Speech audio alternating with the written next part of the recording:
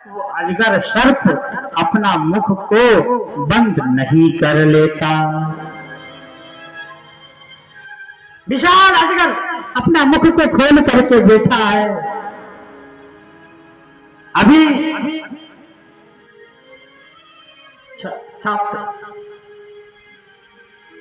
7 बजे अभी हम आपको कथा श्रवण करा रहे हैं, लेकिन कल आपको हम 7 बजे करा पाएंगे या ना कर पाएंगे इसका कोई भी भरोसा नहीं है सज्जन। प्लानिंग हम बहुत बड़े करते हैं सज्जनों कि काल अब्याल मुखग्रास निर्णात है तबे। रात को 9 बजे बैठ करके विचार कर रहे हैं मित्र के साथ में, अरे ये व्यापार करते करते बहुत दिन हो गया, अब ये काम करते हैं,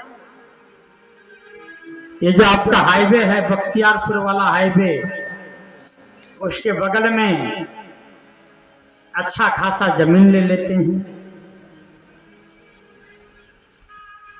फिर उसमें 2-4 इंडस्ट्रियां लगा देंगे, फैक्ट्री लगा देंगे,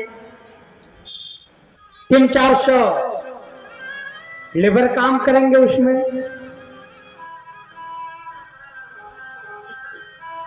रजिस्ट्री करा लेंगे। फिर क्या है, धनकों में मेरा नाम हो जाएगा। फिर तो कलकत्ता में नाश्ता करेंगे, दोपहर का भोजन बंबई में करेंगे, रात्रि विश्राम दिल्ली में करेंगे। फिर क्या होगा, हमारे नाम से इश्यू निकलेगा, शेयर मार्केट में हमारा नाम हो जाएगा। 9:30 बजे सेठ जी पड़े पड़े सोच रहे हैं, 10 बजे घर से भोजन आ गया, भोजन किए, थोड़ा सा समाचार सुने, सेठ जी के मित्र घर गए, सेठ जी विश्राम करने के लिए गए, 11 बजे हार्ट अटैक आया और सेठ जी पधार गए। सब कुछ सोचा का सोचा धरा का धरा रह गया सज्जनों। ये मानव की सबसे बड़ी भ्रांति है कि नहीं कश्चित् क्षणमपि जातो तिष्ठयः कर्मकृतः कार्यते ह्यवशं कर्म गुणैर्स्वभार्भिकीर्लता। मानव की सबसे बड़ी भ्रांति क्या है जानते हैं? तो चिंतन कम करता है और चिंता ज्यादा करता है। भागवतकार कहते हैं कि चिंता को मिटाओ और चिंतन को बढ़ाओ। श्रीमद्भागवत पुराण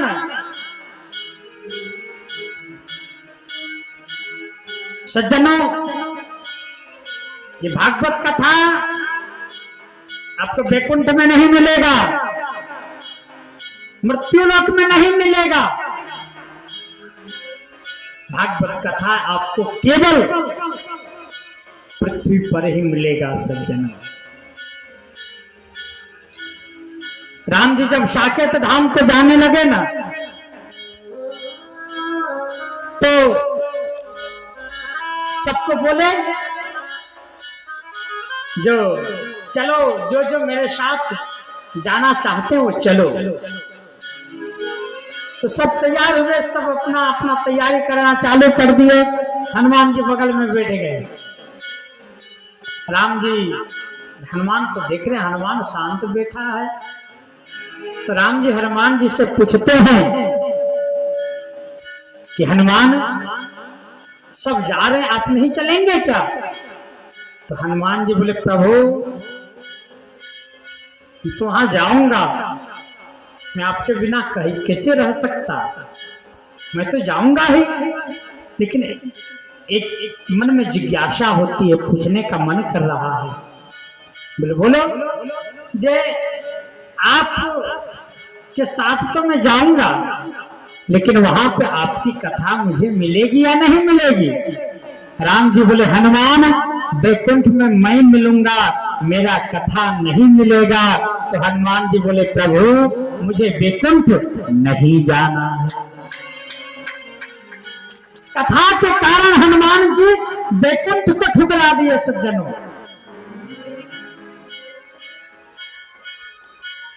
देवताओं को पता चला कि सुखदेव जी राजा परीक्षित को भागवत श्रवण करा रहे हैं। भागवतामृत पिबत भागवतम रसमालयम मुहुरहो रसिका धूम भावुका। अमृत ऊपर से भर करके लाए, आकर के सुखदेव जी से कहते हैं महाराज आप इसे अदल बदल करें, आपके भागवतामृत इनको पिला रहे हैं, ये आप मुझे दे दीजिए।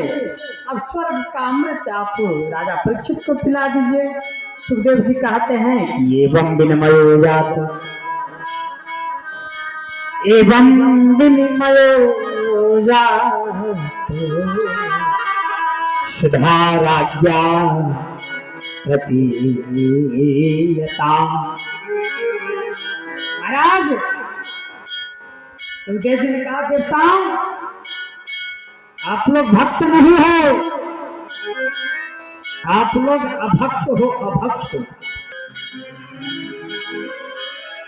स्वर्ग रूपी अमृत को पान करने के बाद जो व्यक्ति वैकुंठ को जाएगा उसे एक ना एक दिन गिरना पड़ेगा। पुनरपि जन्मम पुनरपि मरणम, उसे जन्म आवागमन का कुचक्र समाप्त नहीं होता है।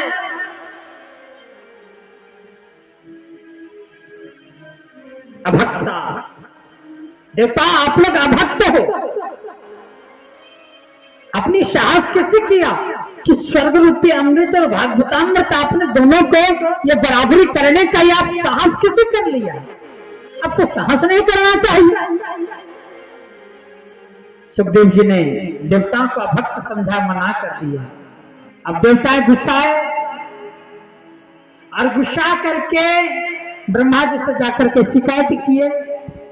ब्रह्मा जी ने क्या किया, एक तराजू लाए और एक पलड़ा पे श्रीमद् भागवत को रख दिए और एक पलड़ा पे दुनिया के जितने भी महान सदग्रंथ थे सबको रख दिए। पलड़ा को उठाए, अब जिसमें ज्यादा वजन होगा वो तो नीचे की ओर जाएगा। भागवत का पलड़ा हिला भी नहीं सज्जनों, नीचे का नीचे रहा। ब्रह्मा जी ने कहा कि देवताओं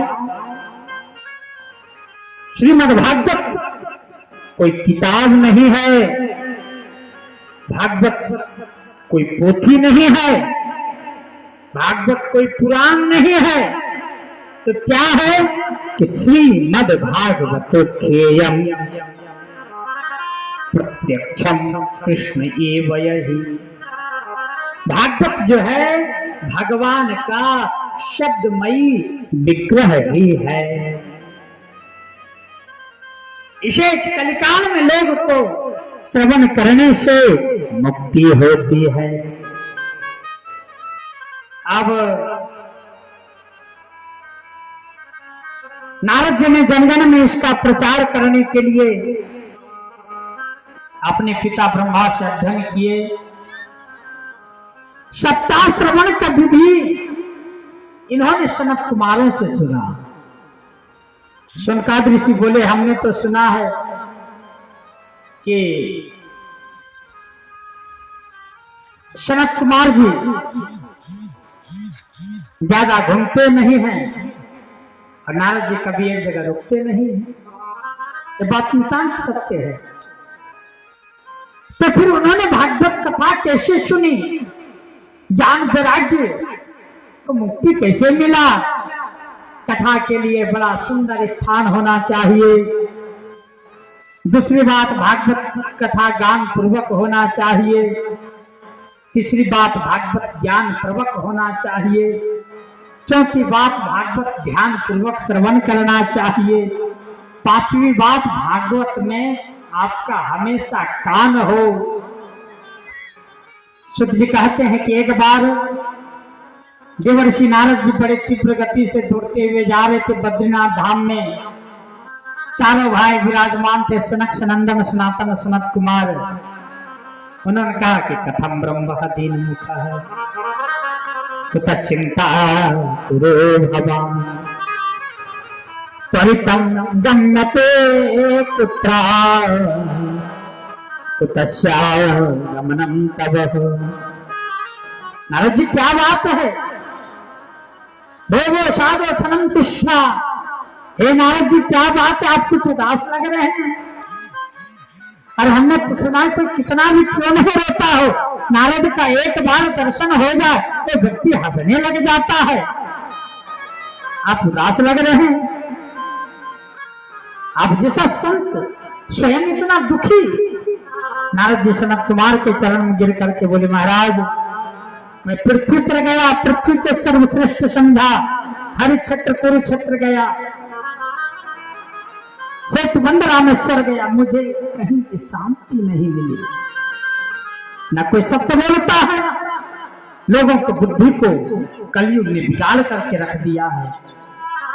एक बार सत्य बोले तो हरिश्चंद्र के बाद हमारा ही नंबर है, अब दिन में 50 बार झूठ बोले तो राम जी की इच्छा से हो रहा है। तरुणी प्रभुता घर में बड़े बूढ़ों का आदर समाप्त हो चुका है। नई नई पीढ़ी के लोगों को चाल चलती है। घर में कोई बड़ा कार्य होता है तो माता पिता को बाद में पता चलता है, पहले साले साहब सरहज साली को पता चलता है। हमारे वृंदावन में एक कहावत है कि दीवार बिगाड़े आरो और घर बिगाड़े सारो। दीवार में ज्यादा अलमारी निकालेंगे तो दीवार आपका कमजोर हो जाएगा, और घर में ज्यादा सलाह लेंगे तो आपका घर भी कमजोर हो जाएगा। आप देखिए, मामा सकनी सबको देखिए, महाभारत को देखिए, आप उल्टा करके देखिए। नारद जी कहते हैं कि मैं घर घर गया, संतों के आश्रम में गया, मुझे कहीं शांति नहीं मिली। कि कलिनाम धर्म मित्री नाम धारये बाधुता धुना।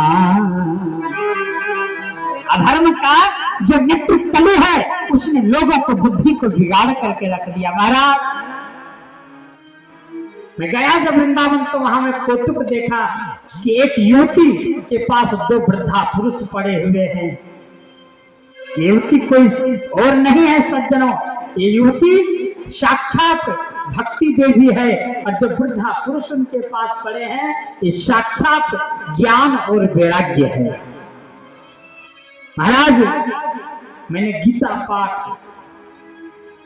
बार बार किया, वेद वेदांत का, वेद वेदांत घोषस्य गीता पाठे मुहुर मुहुर मैंने बार बार किया, मुझे शांति नहीं मिली। जब मैं बहुत विचलित हो गया तो आकाशवाणी हुई, अरे नारद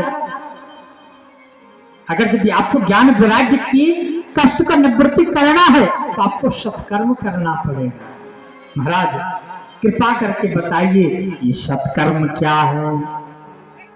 ये सत्कर्म कृपा करके आप मुझे बताएं। तो सनत कुमार जी बोले ये सत्कर्म कोई और नहीं है, ये सत्कर्म साक्षात श्रीमद् भागवत महान सदग्रंथ ही है। बोले महाराज मैंने वेद का पाठ किया, वेदांत का पाठ किया, मैंने गीता पाठ बार बार किया, उससे कुछ नहीं हुआ तो श्रीमद् भागवत से क्या होगा? बोले सही बात,